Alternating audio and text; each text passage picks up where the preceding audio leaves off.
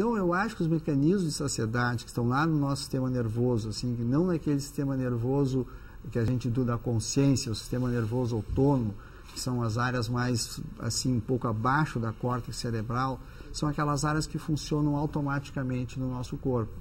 E muitas delas, elas favorecem uma coisa, assim, um hábito alimentar que é frequente na pessoa com um excesso de peso, que é aquela compulsão alimentar do fim do dia.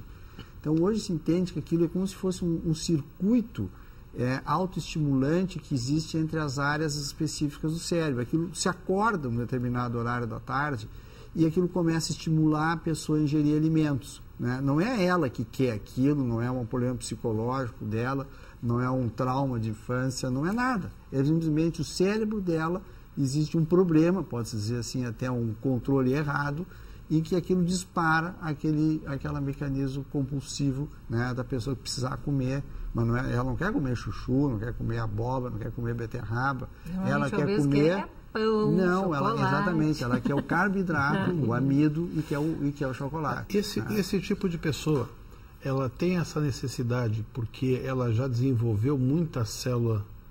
Não, é um depois defeito. Da gordura ou é um defeito já? É um defeito, é uma doença que existe naqueles núcleos ali.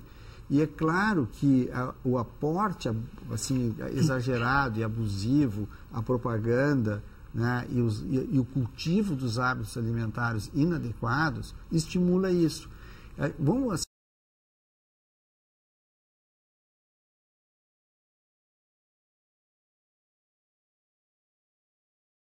para a gente entender, como se uma criança, né, nascesse com um foco convulsivo no cérebro, né, que daria a convulsão, aquela reação física que a pessoa começa a se bater.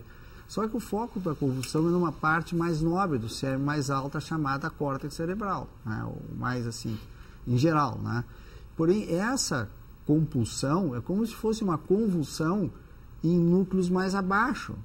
E aquilo começa a ativar, só que a pessoa não se debate fisicamente, né, quando tem uma convulsão, porém ela se debate em relação à alimentação. Então hoje a procura é de tentar administrar esse processo. Por exemplo, se uma pessoa que tem um problema convulsivo, tem alguma coisa cerebral, quando ela é muito estimulada por luz ou por som, isso poderá desencadear uma convulsão, né? Ou pelo uso de álcool, ou por algumas coisas, ela poderá desencadear.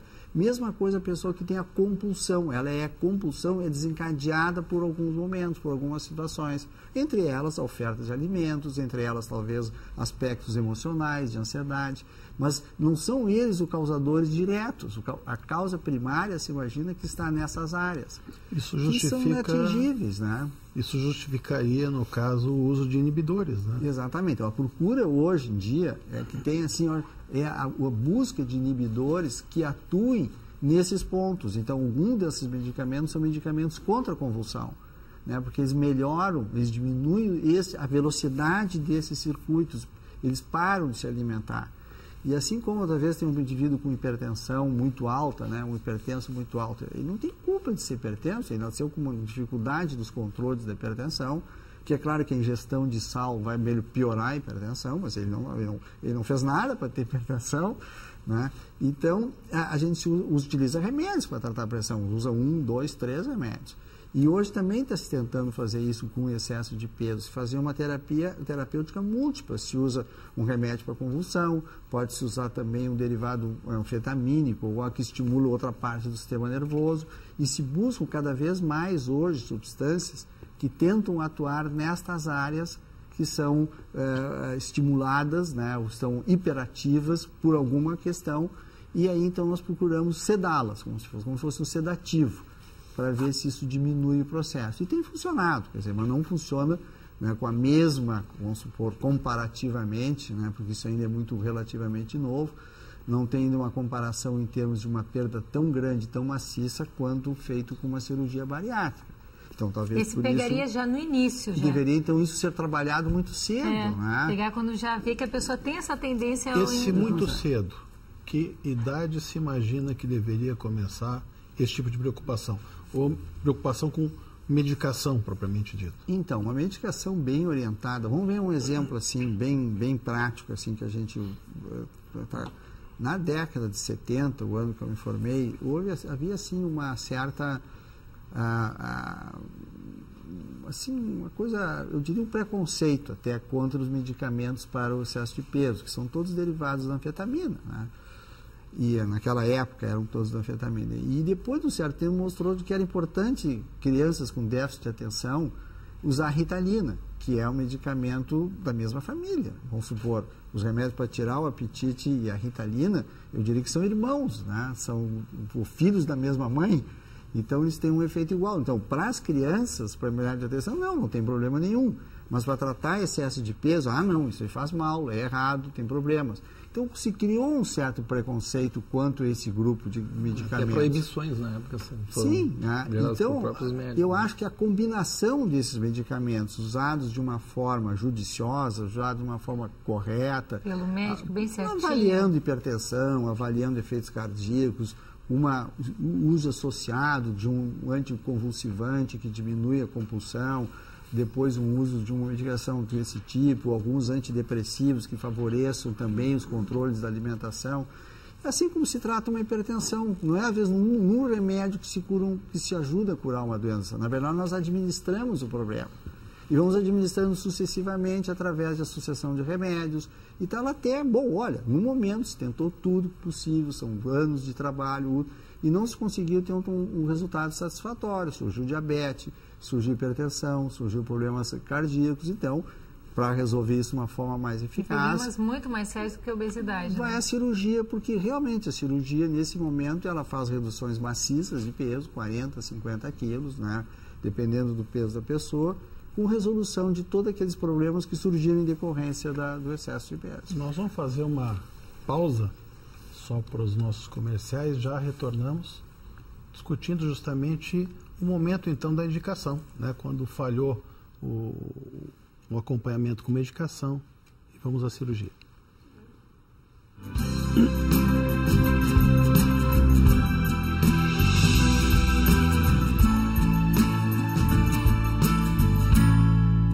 Seu sorriso está sempre com você. Ali no bairro das Três Figueiras, o Centro Odontológico 590 reúne o melhor para o seu sorriso ficar perfeito. Tratamentos com tecnologia e os produtos mais modernos do mundo. Profissionais especializados, capacitados e treinados em todas as áreas da odontologia. Atendimento personalizado, com carinho, respeito e preço justo. Liderado pela doutora Ana Paula Sorrentino Delvaux, pós-graduada em implantologia e prótese, o Centro Odontológico 590 ainda reúne doutora Larissa Pavelski, especialista em pediatria e ortodontia, doutora Gisela Grande, especialista em cirurgia bucomaxilofacial, doutora Catra Tapia, especialista em endodontia, doutora Karine Betiol, especialista em periodontia. Seu novo sorriso está no Centro Odontológico 590, Avenida Carlos Huber 590.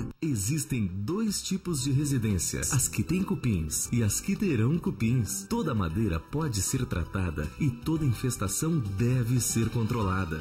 Portanto, proteja seu patrimônio, faça um controle com até 10 anos de garantia, sem cheiro, sem sujeira e com total segurança para a sua família. Ligue agora, 3026 5060. Zap Cupim, a solução definitiva contra os cupins.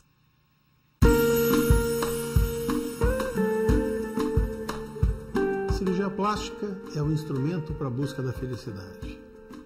Toda vez que nós temos uma maior harmonia entre corpo e mente, nós temos uma pessoa feliz. Pequenos defeitos que nós herdamos quando nascemos, como uma orelha de abano, um nariz adunco, uma mama que não tenha se desenvolvido de forma apropriada, assim como outros pequenos defeitos que vamos ganhando com o envelhecimento, rugas, sobras de pele, gorduras mal localizadas, são todos possíveis de serem melhorados pela cirurgia plástica. Importante lembrar, quando você quiser fazer uma cirurgia plástica, procure um médico que tenha 6 anos de medicina, 3 anos de cirurgia geral, mais 3 anos de cirurgia plástica, que seja reconhecido pela Sociedade Brasileira de Cirurgia Plástica e que seja reconhecido pelo Conselho Federal de Medicina.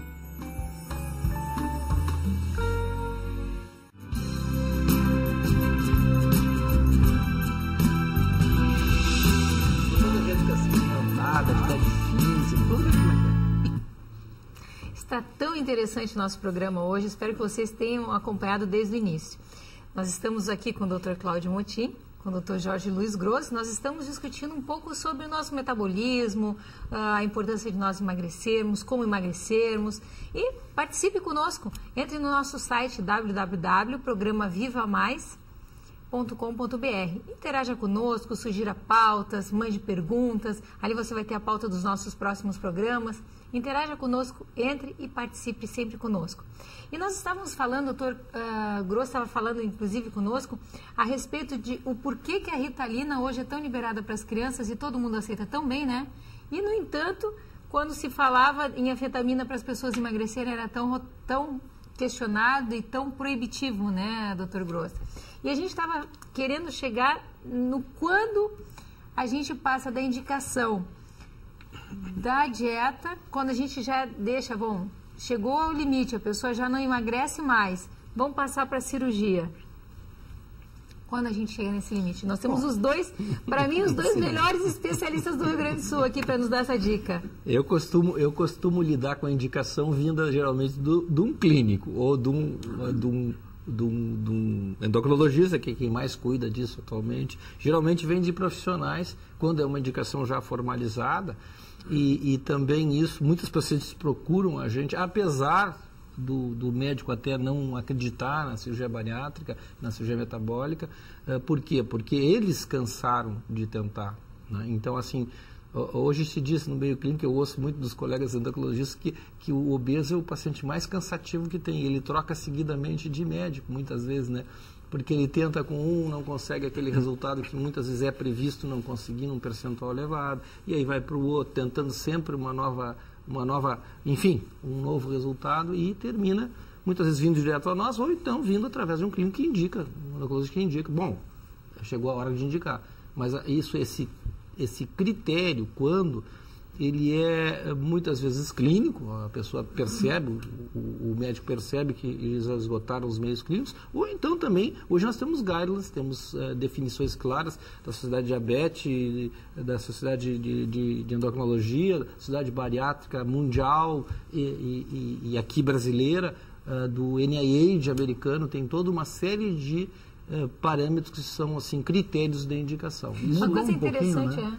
Mudou um pouquinho os critérios, os cálculos de massa?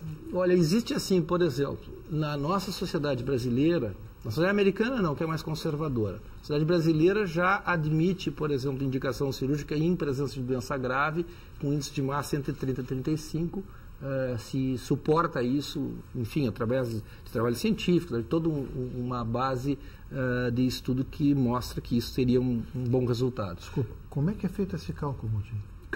O cálculo do índice de massa, quer dizer, pegando, tomando o peso do indivíduo, pesado em balança comum, obviamente, não tem nenhuma balança estratégica diferente, nenhum marcador, nenhuma escala diferente do que o usual, e tomando a altura desse indivíduo, então pega o peso, divide pelo quadrado da altura, ou divide de forma prática. Peso, divide pela altura, divide de novo pela altura, dá um número, esse número é o índice de massa corporal, IMC, que hoje é aprovado mundialmente como marcador da distribuição, entre aspas, de gordura no corpo, embora isso hoje se saiba que não é bem assim.